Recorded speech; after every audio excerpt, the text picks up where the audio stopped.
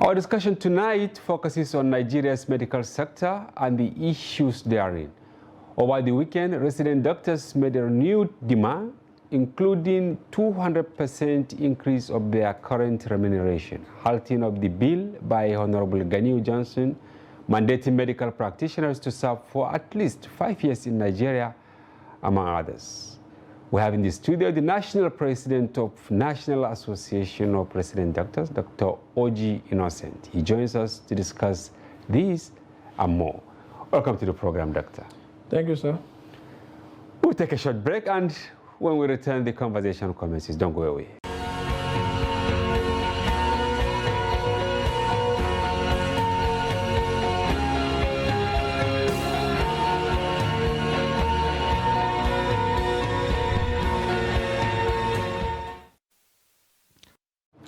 Yeah, Doctor, today is Workers' Day, and Nigerian workers look tired, including you. Yeah, on the light note. But on Saturday, you issued a communique, which, among others, you gave ultimatum for 2 weeks for one, consolidated medical salary structure to the tune of 200% of the current gross salary of doctors. Why did you choose this time in the first instance? Because it was actually on the eve somehow of the Workers' Day. The thing is that we have been on this for quite some time now, and you agree with me that really there is no time that can be said to be the best time for to make demands, genuine demands that government needs to address. You recall that the Nigerian Association of Resident Doctors, we have been over the years trying to draw the attention of government to the issue of brain drain in the health sector. Yes. We have even gone ahead to do a study to find out the number of people that have left. There was a time we put out a statement last quarter of last year trying to say that more than 2,400 doctors left in a space of 2 years. Yeah. And about 100 to 200 leave every month. We believe it has gotten worse, and the same study showed that the most important cause of brain drain in the health sector is poor remuneration that we have. It's not just doctors that are leaving, by the way. Nurses are leaving, engineers, clinical staff are leaving, and everybody that is leaving, most of them are saying that it's because of the working condition. And coming to doctors' salary structure, the consolidated medical salary structure. Yeah. That was COMMES, yeah. Yes, COMMES was started in 2009. It was approved in 2009, even though effectively it started in 2014. And part of the collective bargaining agreement we had with government then was that every 5 years it will be reviewed to be in keeping with the economic realities and all that. But up till now, it has not been reviewed, and we have written to the government. In fact, the last comprehensive letter we wrote on this matter to the Honorable Minister of Health was in July last year, and ever since then we have not been called to the negotiation table to discuss this. We know that government has been saying they are negotiating with the Nigerian Medical Association. But the truth is that NAD is the largest medical workforce. We have always said that such a negotiation should take place with us being there so that we can make our input. In January this year, we raised this issue, and the Honorable Minister of Health promised us that whenever they are going to have the negotiation, that they will officially invite us. But up till now, nothing has been done. Nothing? Nothing. We have not been invited. In fact, we are not even sure that the committee that was set up to do this negotiation met this year at all. And we are already hearing that government is offering 25%. So our members, we are raising issues in the meeting we had last week in Abeokuta. Yes. It took like 2 or 3 days doing that. How did they arrive at the 25%? Because we believe that it's not something that you should just throw up a figure. How did you arrive at it? Because we have done our own calculation using the inflation rate, a fuel price in 2009 compared to 2023, the exchange rate, and all those parameters, and we have come up with a figure. So we believe that any increment that is going to be significant enough to address this brain drain we are having has to be based on the current economic realities and not just to throw figures at us. Our members were also not happy with the bill being sponsored by Honorable Ganiyu Johnson, because they feel that, I mean, you know what to do to address this issue, and you are going outside the track to come and bring up a bill that will effectively enslave Nigerian doctors. The bill is not well thought out. It was not well. Has he made effort, Ganiyu, has he made effort to contact you before coming up with that bill? For instance, to say, okay, President, you lead Nigerian doctors. What are your problems? In the event he was not aware, has he contacted you, even by phone call, to say, what is your input on this bill that I want to showcase? He did not contact the Nigerian Association of Resident Doctors. He did not contact NMA. He did not contact, we are not aware that he contacted anybody. There was total lack of consultation, and that's why he made series of mistakes. Was he a military personnel? I'm sorry to ask this. I mean, the way he now approached it, maybe it was really shocking to you people. It was, and that's why, I mean, you've been following the news. You saw the widespread condemnation everywhere. Everybody is condemning it, except a few individuals in government, because people know that the problem you are trying to solve, if you look at that bill, you will see that if you pass it into law, you are going to complicate the issue. Secondly, you think it will not solve the problem in any way? It will complicate the issue because he doesn't know that, because he is not in the health sector. He doesn't understand. There's most of the people that live, they actually live after they have spent 5 years and all that, because they will need that time to save. And so the people you are targeting are the wrong people. Secondly, you cannot be seeking to pass a law that is an affront on the Nigerian Constitution that guarantees freedom of movement, freedom of choice, you know, and other enabling laws that guarantee mobility of labor. Thirdly, you are saying when you qualify as a doctor, they will withhold your license for 5 years. Yes. Within that 5 years, what exactly are you going to be doing? Because what makes you a doctor is that license. And if the license is not there, you cannot practice. Meaning you are practicing in violation of, you can even be arrested. That's the point. You know, so we see it as just a derailment or, you know, from the right track. We have said over and over again that the most important cause of brain drain is poor remuneration, poor working condition. No single individual has challenged us on this. So which means that everybody is in agreement. So why are you not tackling that squarely? You are going to throw up a bill that will effectively enslave us. So we are totally against it, and our members are saying that there is no need calling for public hearing because it will be a total waste of taxpayers' money. Jettison the bill, come for the discussion, and we'll all work together to resolve this issue. Because the thing is affecting us the more.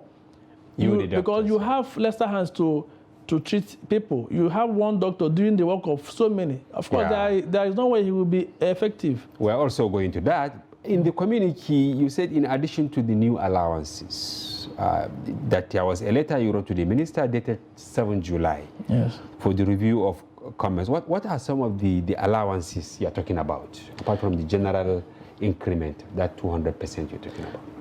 Well, you see, when you talk about appropriate remuneration, there are so many things that you have to put into consideration. You know, in Nigerian public hospitals, there are a lot of things that we don't have there. So you have doctors. I want to give you an instance. Yes. You have doctors buying instruments on their own. Because, like stethoscope, you know, the temperature, pulse oximeter, thermometer, a lot of things, and they spoil. Because you don't have most of these things in the hospitals, and you cannot operate without them. So you are forced to buy it. So some people are calling for that kind of allowance. Okay. The nurses are calling for uniform allowance. So you have appropriate remuneration means that there are some allowances based on standard practices elsewhere that you have to introduce. And our letter was clear about all of them.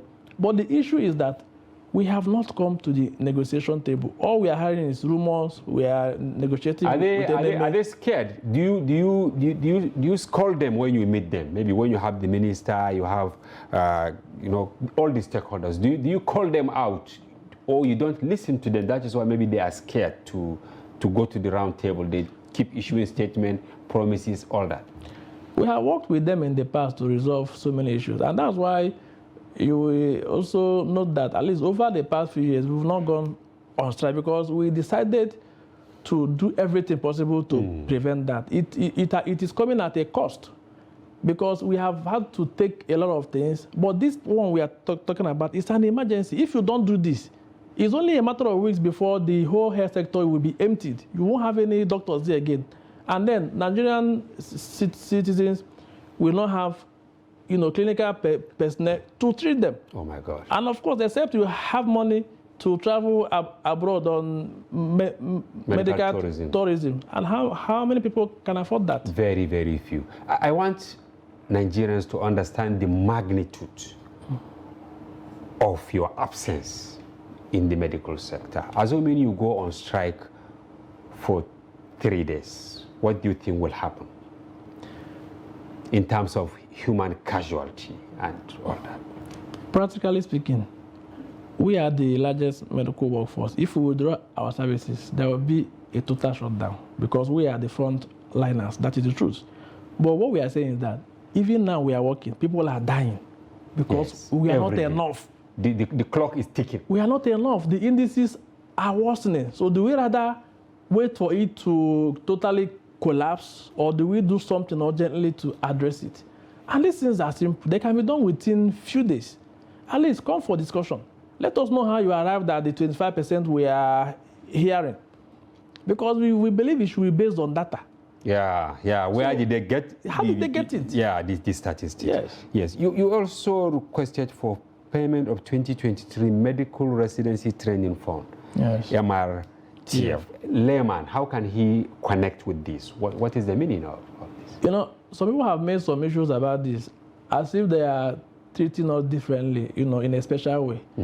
You know that in this country, when government do sponsor workers for training, yes, and they pay you DTA, pay your exam fee, it's essentially the same thing. Oh. The only difference is that you now have a large group of people you are doing it for at the same time because you need them.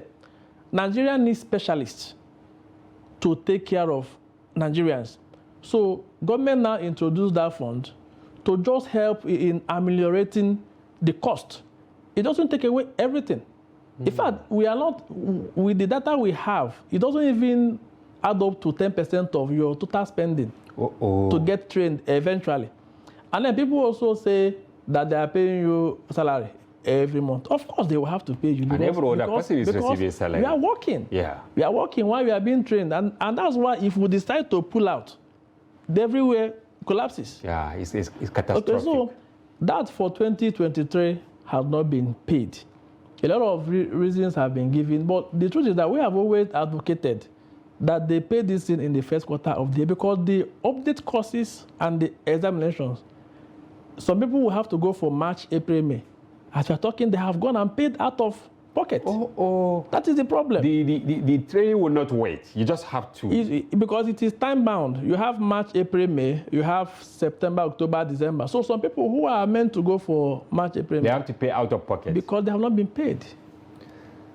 So our members are saying, because we are aware that the compilation have been completed. Yeah. So that they should just pay. So that people who borrowed money to go for this exam will offset the I live in peace. The debt. Yes. Yes.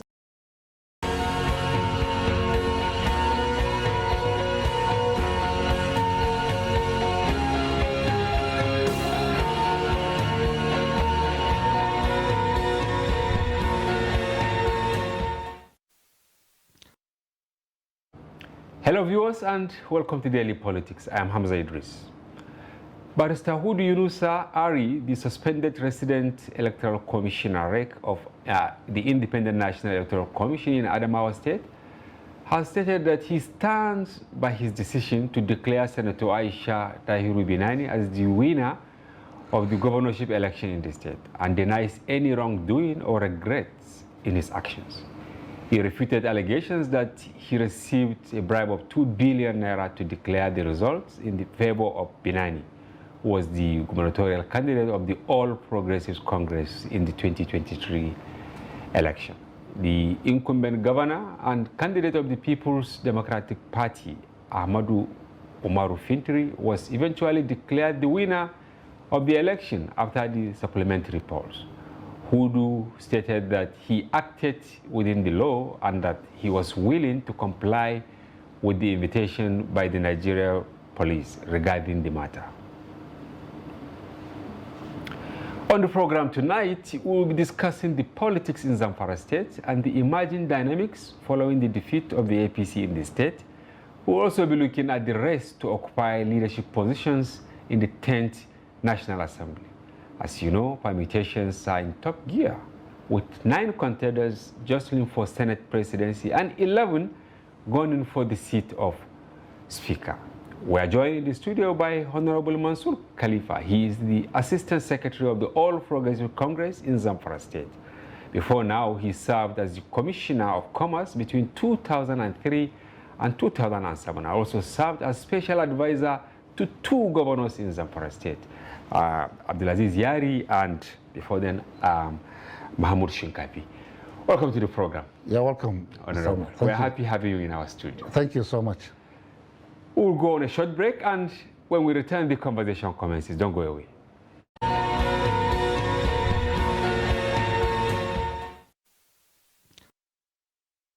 Yes, Honorable, the top story today in the political scene, of course, apart from National Assembly, is the statement by Hudu Ari, the resident electoral commissioner in Adamawa State, who has been suspended, that he stands by his position that Binani won the election.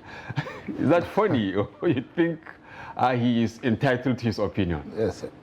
Isn't funny?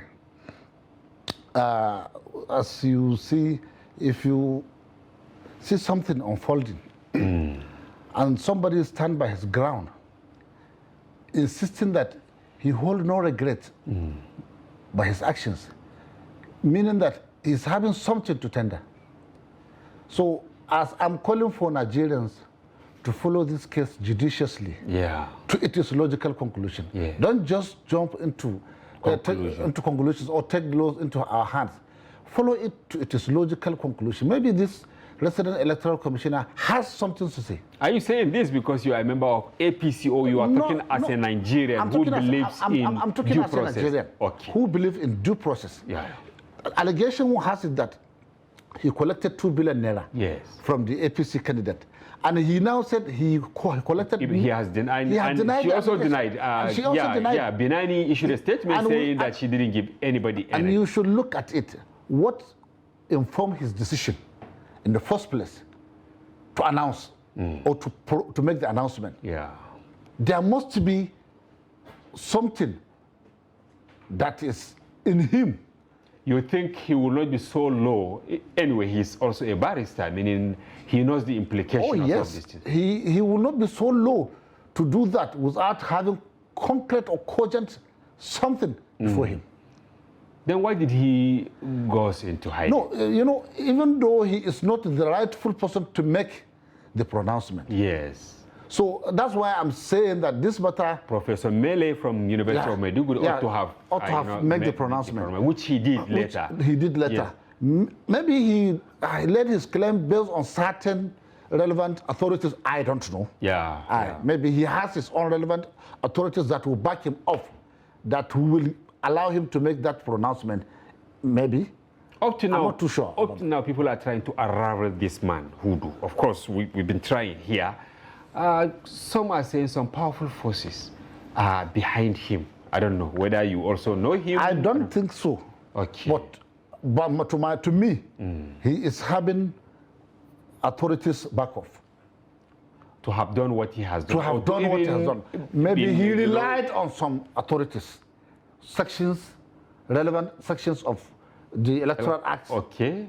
Maybe he has them that will back him up. But of course, the Electoral Act says, of course, it depends on the interpretation. He's the resident electoral commissioner, but there is returning officer, chosen by the INEC national It chairman? depends on the interpretation. Yeah. You can provide your authority, and when you go to court, the interpretation of the court, you will be different from the way you expected it to be. More so, he has said that he is willing to answer the calls by the Inspector By the Inspector General of Police. So why can you advise him, maybe, if he is listening to us wherever he is, that since he has his facts and figures, that he should summon courage and just come out?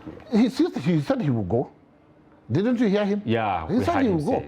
So it is when the time limit given to him exceeds or is exceeded, that is when you begin to develop what do you call it? Cold feet, yeah. Culpable aspect of the matter. Yeah. But he said he will go. So we'll take him by his words.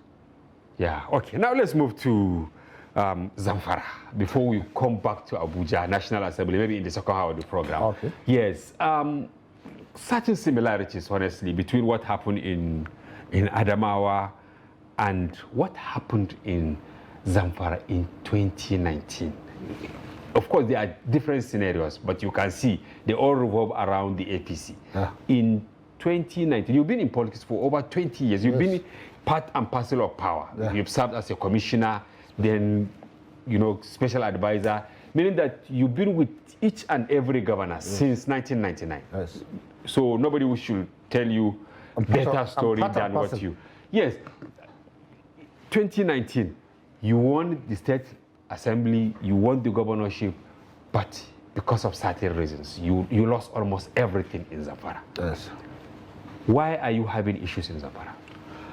You see, Zamfara state politics is a different politics. It's different from... I know this for sure. Every state politics. And it's a small state. And it is a small state. There is no synergy, sorry to say. There is no synergy among the critical stakeholders. But they were all birthed by one man, let me put it mildly. Almost every person, when you see, starting from Ahmed Yarima, right? He was the governor on the return of democracy. Yeah. He was instrumental to the coming of Shinkafi. Yes. He was instrumental to the coming of Yari. Yes. So, you see, what we need to know is, we Zamfara, we begin to take something that is not supposed to be taken into cognizance. Okay. We prioritize it and attach importance to it and take it as an issue. all right. We need to have synergy between us, between the critical stakeholders. We need to know where did we stop and where are we going to start tomorrow. Yeah. So that is what we lack in Zamfara State. Okay. We lack synergy among the critical stakeholders. Is it power mongering or what? If there is synergy among the critical stakeholders, there won't be this pronouncement that APC could not field candidate 2019. Yeah. If there is enough synergy between the critical stakeholders. At that time, the key stakeholders were, of course, Marafa and Abdelaziz Yari. Am I correct? Not really. Not only. Not exclusively. We have them because we have Aminu Sani Jaji. He aspired for governor. We have Mahmoud Ali Shinkafi. Yeah. He aspired for his second tenure. Yes. We have Abubakar Magaji. He aspired. We have the then Minister of Defense, Mansour Ali, aspired. We have Sagir Hamidu, aspired. Wow. We have the then Deputy Governor, Malam Wakala, aspired. We have Marafa, aspired. Kabiru Marafa, Kabiru Marafa, aspired. We have almost 8 of them aspired. And the other candidate that the governor produced on the other side, he too aspired. So because of lack of synergy among the critical stakeholders, you sit down, you iron things, you talk to yourself, evaluate things, and see where you are lacking and see where you are progressing. And say that it is only one seat, why can't we just coalesce into a force and produce one? That was what led to the failure of APC 2019. And Marafa went to court, apart from others. 8 people, we call it them G8, group of 8. They went to court. But he was more vocal. I don't know why. No, he led Yeah. the procession. Okay. He led the procession. So that's why he was more pronounced among them. He led them, and they went to court, and they succeeded. So in every aspect, you need to call your partner. You need to call your partner, sit down, discuss, iron things that this thing does not belong to you alone. Yeah. This thing is a collective responsibility. This thing, you need to come all around the table and we discuss the way forward. We talk to people that are hurt. We talk to the people that gain. If you gain, that does not mean that you are the overall winner. Overall winner. If All you right. lost, that doesn't mean that tomorrow you will not. All right. We are discussing the complexity, of course, Zamfara politics. Yeah. Now, the next issue is, have you people learned any lesson between 2019 and 2023? Because when you look at it, of course, Matawalle defected to APC. But at the end of the day, you lost the state again in 2023. Yeah. We lost as party, as APC in Zamfara State. We lost the governorship. Yeah. But you see, Asiwaju won Zamfara. Yes. And he won it massively. And we have almost 4 members House of Representatives, 2 senators. And the issue of losing governor, as I told you, yes, that arose because of lack of synergy between our... Still, what played out? Yeah, between our critical stakeholders. But I'm sure I don't want to dwell on that so much because the case is in the court. Yeah. And I'm sure the APC will emerge victorious. Sure? Yeah, will emerge victorious after the court case. But of course, there are certain things that are not subjudice which we can discuss here. For instance, at the polls, this guy won. I mean, he won. Yeah, you know, you have been seeing cases like making pronouncement that so person won, and when the matter is taken to court, you will see a different person again. I am sure, you know, if I should tell you this, in Zamfara State, as the governor announced it, that on the election day, you see soldiers at the polling units. What is soldier doing at the polling unit? Because the law did not allow soldier to come at the polling unit. Maybe because of the insecurity in Zamfara State. Maybe because of this, there is a specific arrangement made by the law where soldiers are supposed to stay. You think they usurped the law? Even the issue of insecurity you are talking about, most of the areas that are identified as dangerous areas, there was a relocation of polling points, polling unit to the nearest place where security is ensured. Yes. So if that polling unit is being transferred from that particular place to another place, why should soldiers be there?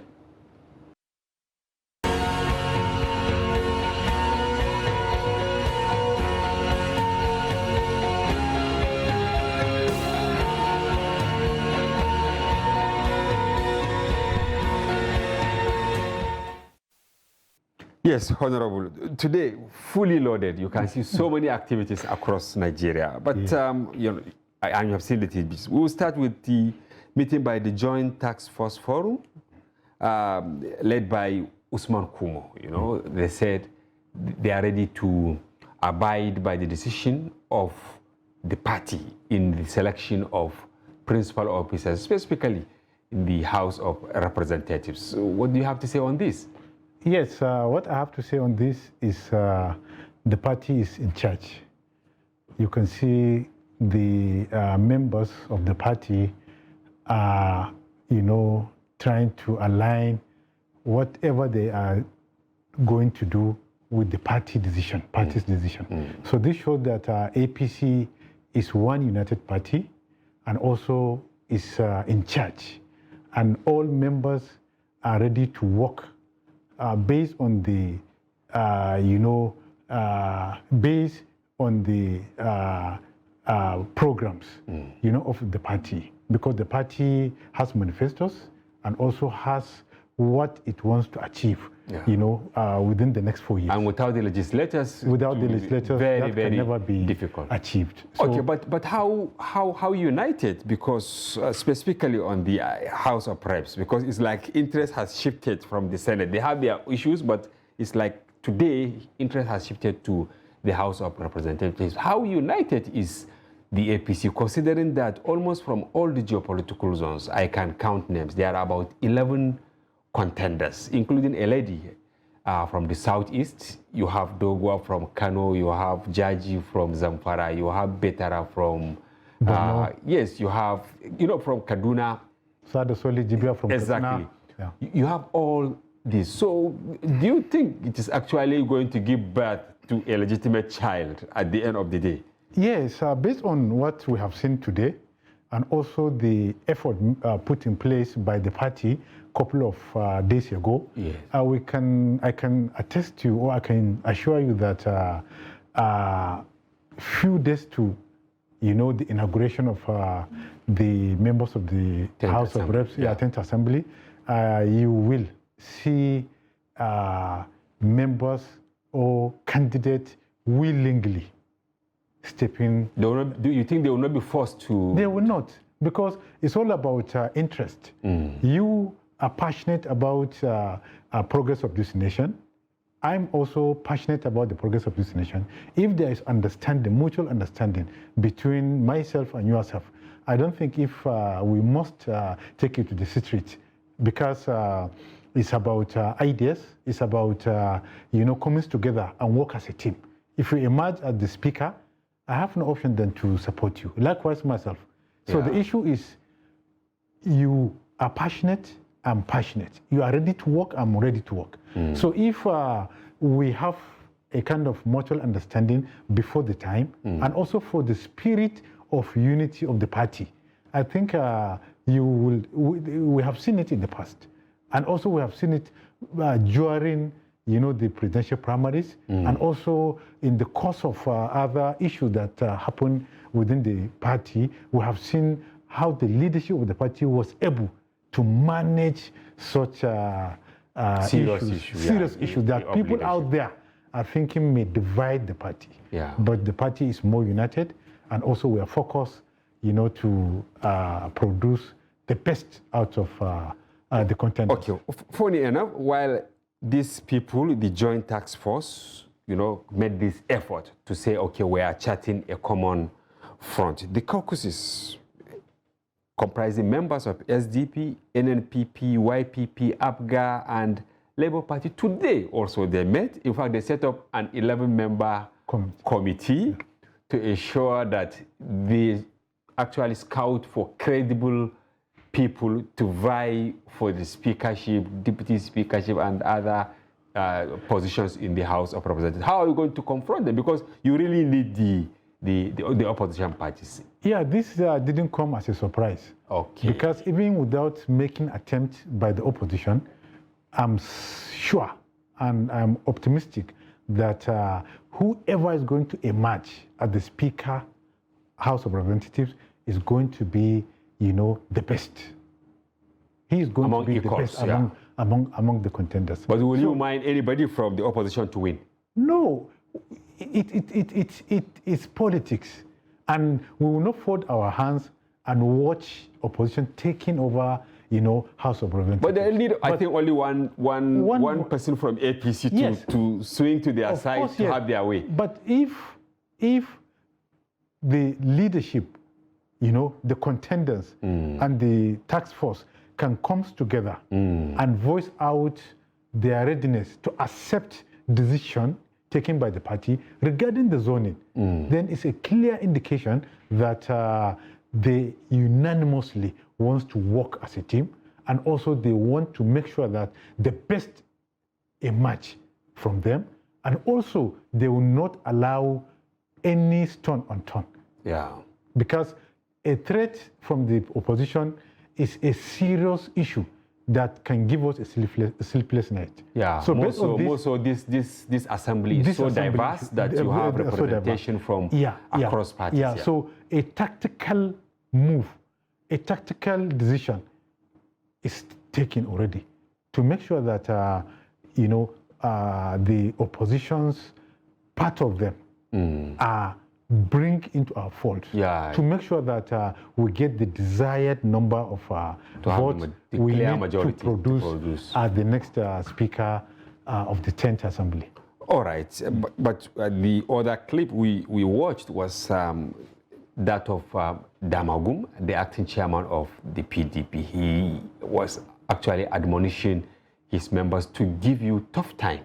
I mean, it's like he ruled out the performance of the 9th Assembly, saying they didn't do what is expected of them, but admonishing the incoming legislators to give credible, in his words, credible opposition to put you people to task. Is this do you align with him that the opposition should give you credible opposition so that you give Nigerians the desired legislation to go forward? Yeah, you see, my late principal, late Senator Abba Ali of blessed memory, may Allah forgive him. Amen. He told us, time without number, that during their days, at National Assembly in 80s during late Shagari, the Second Republic. Yeah, some senators support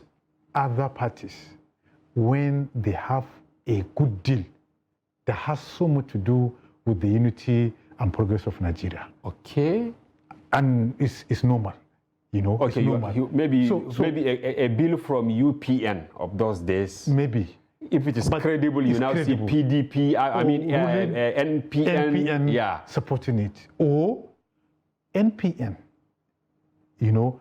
come up with a motion, and somebody from GMPP will now, Waziri Ibrahim's party. will now have to support that motion because he believes that motion has so much to do with the unity and progress of Nigeria. So it is always good to have an opposition. Having an opposition is just like trying to checkmate what you are doing. But sometimes when we set an opposition, particularly in Nigeria or in Africa, it means whatever you do will be criticized. Yeah, whether it is good or bad or whatever. Yeah. When you do good, you need to be appreciated. Clap by whichsoever party you belong to. And whenever you go wrong, even your party members need to, not in public, but need to reprimand you. Yeah, they take a kind of steps to draw your attention that what you are doing is not in line with either the manifesto of the party or will injure the leadership of the party. Yeah. So I think it's a welcome idea. We'll look forward to see an opposition that mean well for this country, not criticism without reasons, because this comes from APC, it must be criticized. Yeah. But if the criticism, the opposition is coming from with reasons, with fact, I think the leadership of the party, the 10th Assembly, either Speaker or Senate President, or even President in waiting, will be willing to listen and act on anything coming from the opposition. All right.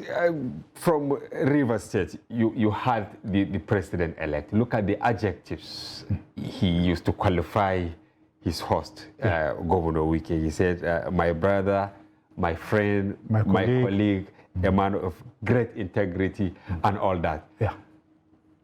Is this actually an invitation to threat in economics, Yeah. There is what they call invitation to threat. Is he really inviting Wike to finally move to APC? Yes. I will not be surprised if within the first 1 month, 2 months, 3 months of inauguration of president-elect, I will not be surprised if Wike. Governor Wike defects to APC. But before then, we from APC, we called Wike as friend of APC. Yes. Because we have seen how he worked tirelessly for APC to win presidential election in Rivers State. Yes, we will go to that deeply. So we are not surprised seeing our president-elect using series of adjectives, qualifying him, calling him names to appreciate or to describe his qualities. So to you, he's a hero. Of course, yes, he's a hero. What about to the PDP? The PDP will never be happy. Just like in APC, you will see internal crisis, and then you see a group of party men gang up against the party.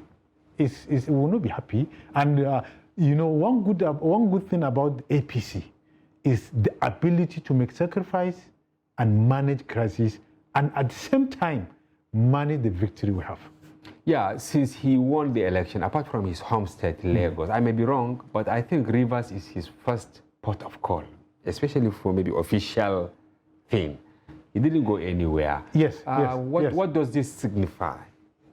What this signifies, I could vividly remember before the election, we saw Governor Wike visiting APC states, hosting APC critical stakeholders, visiting states like Lagos, sending signals to APC party as well as the PDP. So it's not new to me and new in the media. But this is the first time he invites, somebody from APC, particularly after the election, of course, he has invited quite a number, governors, chieftains, and all that. So this is a special one because he is inviting president-elect.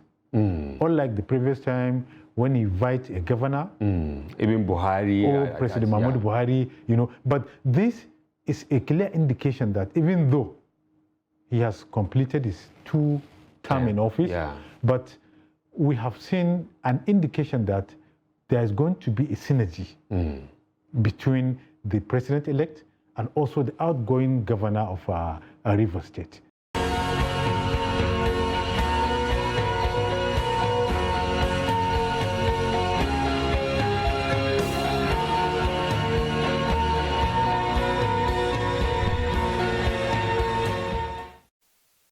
Welcome back. Yes, Prof. Our first tidbit was on Sudan.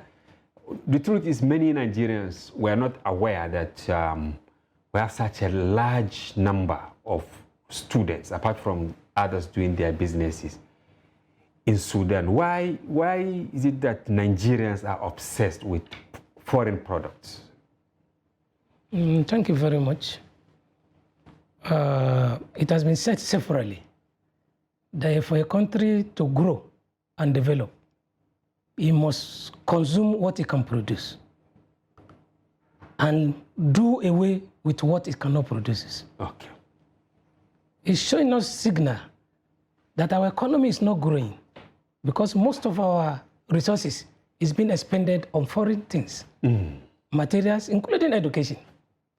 And that is the biggest surprise, honestly, this time around. Yeah, it is happening. Even Kenya, even Ghana, a lot of people are going there for. Is it that they have better universities, or what is really the problem? You teach in the university, you attend meetings and all that. You are a professor, and it's all right. Our problem in Nigeria is because of taste. We have taste for foreign things. But is Sudan foreign, for instance? I'm sorry to, of course, it's another country, but people will expect that it is the Sudanese. I'm still young, but I know that even during our days in the university, you see some people from even UK coming to Nigeria. to study, even though there were not many, during our days. But before we got there, quite a number, in Nigerian universities. Our problem is the taste. We don't value what is ours. We believe it's local and condemnable. You are talking of Sudan, even Niger. Yeah. We have students there. In fact, some Nigerians, they even went there and invested. They opened university there. So meaning that this has to do probably with the incessant strike, lack of infrastructure like electricity and all that, that will make maybe managing such institutions a bit cheaper or modest. No. To me, as far as I'm concerned, and the little experience I have in the university system, yeah, it's just a kind of mentality. Okay. A mentality that believes that anything outside this country is better than. For instance, now, you remember this Ukraine-Russia war? Yes. Many of our students too, going there to do medicine, were trapped. They were brought back home. They are, if you are condemning the public universities, there are private universities that can provide enough services up to standard. Yes. So, and we have quite a number in Nigeria. Yes, why are we not patronizing them? And most likely, maybe if you put the years together, one will spend maybe half of what will be spent, because if you look at the ticket, in the terms of finance, in terms of funding, all that, yeah. Yes, in terms of funding. So as you said, maybe it is the tests. But is it that even the poor man now, we had cause to interview quite a number of parents that they said, of course, when we asked them, why are you obsessed with Sudan, with Ghana, they said, is the consistency there. There is no strike. So they now scratch the little they have to pay for their children. But the question I would have asked them if it were me, yes, are there no private universities in Nigeria that can provide similar services to their wards? Yeah. If they think, who are not on strike. And there are some even state universities in Nigeria, they did not join the strike. Most of the strike affected the federal universities. Yes, so, we did quite a number of reports on state universities, and not to even talk of private universities. They didn't go on strike. Yes. So they are just looking for excuses. That is because of strike, inconsistency. Whereas the problem is that, Nigeria, for instance, now somebody may find it difficult to buy recharge card of 500 naira, but you go and buy iSet of 70,000. Or 700,000. Or 700,000. Yes. Are you getting it? So I'm only being minimal or Libra to save 70,000. Yes. And you cannot buy 500 naira to recharge it. For status symbol. The same thing. Those parents, poor parents, who are scratching everywhere to send their words to foreign universities, is because of that status quo. Competition in the Angwa, that I have my child here, you have your own there. It's mentality. Then what about state governments? Because a number of these students were sponsored by state governments. Don't you think there is a need to have, of course, if you have your way, you can have whatever you want, but are they not actually reducing the growth of Nigeria? State governments sponsoring students, they have state university. They have federal university, because there are some states that have up to 3 universities now. Yes. But yet, they now sponsor students to go to African countries, not even talk about Europe. I will not mention names of some states who underfunded their state universities. No infrastructure. Salary of their lecturer is not up to the one recommended by the federal universities. Yet, they are sponsoring their students to some expensive private institutions in Nigeria. Wow. And the same attitude. Politicians, I'm sorry, politicians in Nigeria, they are not helpful. They politicize everything. Yeah. They want to make name as quickly as possible. Yeah. So that they will put it in the news media. I've sponsored so number to foreign universities. Some people use it to campaign. How many students do you send to university? And people are praising them. Yeah. That they are developing manpower. Whereas their state universities are nothing to write home about. So how can we solve this problem now? What do you think government should do, maybe at the federal level, or the state legislatures, for the state governments, and then National Assembly at the national level? What should we do? Of course, we sympathize with those trapped that are being brought back, but what do you think government will do to address this embarrassment? People will be talking that let's make law to ban people from going to foreign. No. Everything should not be law. Every minute thing should not be law. There must be what we call best practice. Conscience will be picking you that this thing is not good. And patriotism. And patriotism. Yeah. It's patriotism that we lack. We need to revive our patriotism, our nationalism, our commitment to this project. Yeah. This project called Nigeria. If you love Nigeria, we'll be able to do the right thing. But most of us don't even know what. If some people had the opportunity to sell Nigeria, they will sell it and pocket the money. Sadly. It's sad. Okay, now moving to ways and means. Many people don't even know what ways and means, but some are saying it's actually printing money for a purpose. This is the literal meaning. Yeah, the president, the federal government, collected 22.7 trillion from the Central Bank without recourse to the National Assembly. And that was why when they came in December to get approval for this, to make it part of legitimate spending, some senators actually said, no, we will not approve it. But finally, they have approved it. What does this mean? What is there is that government is a continuity, and government cannot stand still. There must be a way out. But the problem that we should be asking ourselves, for how long was 22 point something? 22.7 trillion. Yeah. Trillion was spent for how many years? 1 year, 2 years, 3 years, 8 years of this present government? Those are the questions we need to ask ourselves. And what is it being spent on? And that was why you see in the tidbit that part of the money was sent to the office of the Accountant General to, dispense it to some agencies. They mention power holding and all that. So the same headings that has been captured in the budget. Yeah. You are not spending extra again on them. There's something wrong with us, fundamentally. Elementary economics told us that resources is scarce. Yeah. You have to manage it. We are not managing resources in this country. 22.7 trillion is a huge money. Huge, honestly. Huge. Yeah. That will have done something better for us.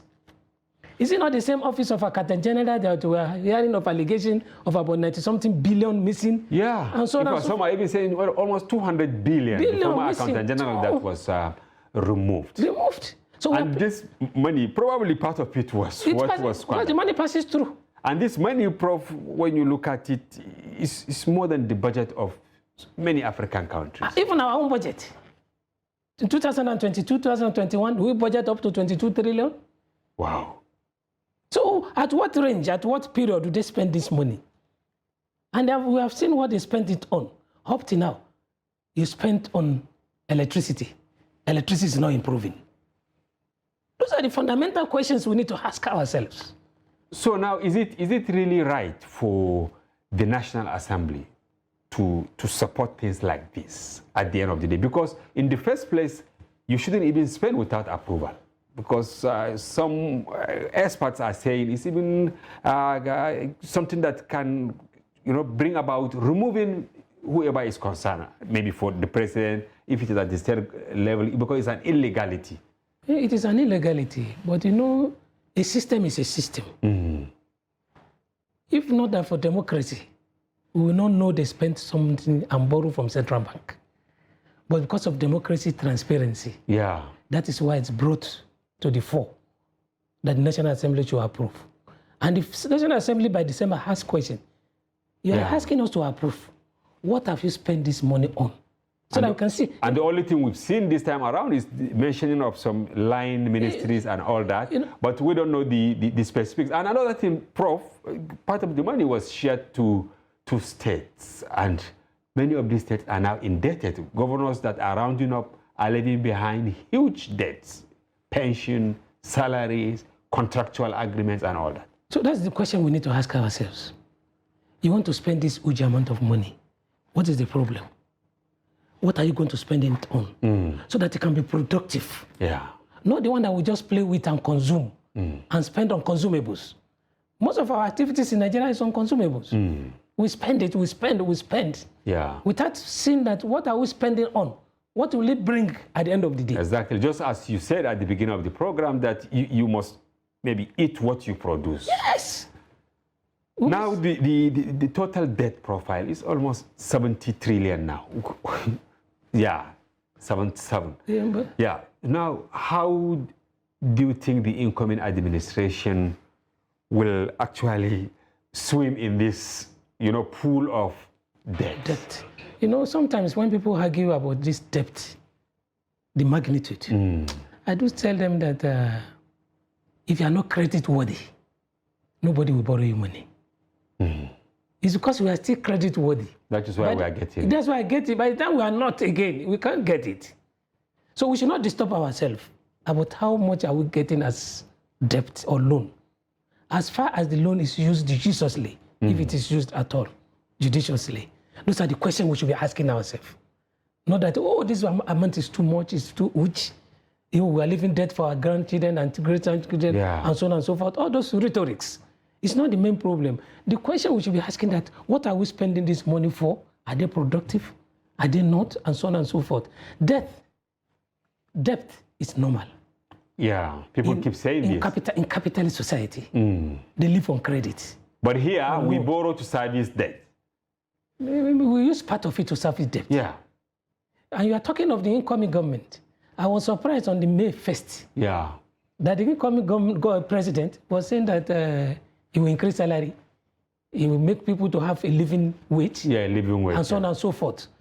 I asked the question. I said, with all this economic crisis, borrowing from here and there, why will you get money to increase salary again? Some say maybe going by his experience in governance and in business, maybe he has other ways. He survived the onslaught of former President Obasanjo between 1999 and 2000. I beg to differ. Okay. Lagos is the only state in Nigeria that generated the highest number of IGR, internet generated revenue. Yeah, it remains the highest, yeah. And unfortunately, it's the highest on the list of debtors. Wow. So it's not about what you get, but how you manage it. How you manage it. It's the hype, it's the media hype. Oh, he has done it before. He has done this before. He has done that before. Can't we ask critical questions? How much is generated in Lagos as a state? And how much indebted? During Obasanjo, they stopped the salary or the federation allocation to local government for 7 months or more. But it was paid later. Yeah. When it was paid, what was it used for? And now the president-elect is making a kind of a blanket promise, because if he says salary, because by the time he increased the salaries of federal workers, it means states must also follow. Even if federal alone. I remember there was a time they did what we call minimum wage. Yeah. That was during the high PPIs issue in the 2020-21. When it now came to the time to pay arrears, some got, some of us did not get. Yeah, and up till now you are we waiting. did not get. We asked them in our bursary, what happened? They said it was IPPIs. IPPIs said it was our bursary that submitted the list to them and the amount to pay. So it's actually crisis waiting to happen maybe by the time they take over. So as far as increment of, because he said he wants to give living wage instead of, even though a good idea, but how to finance it is left to be seen. Idea that remains on the paper, that's not implementable. At this critical time, when we are burning 22.7 trillion from Central Bank, when are we going to pay back?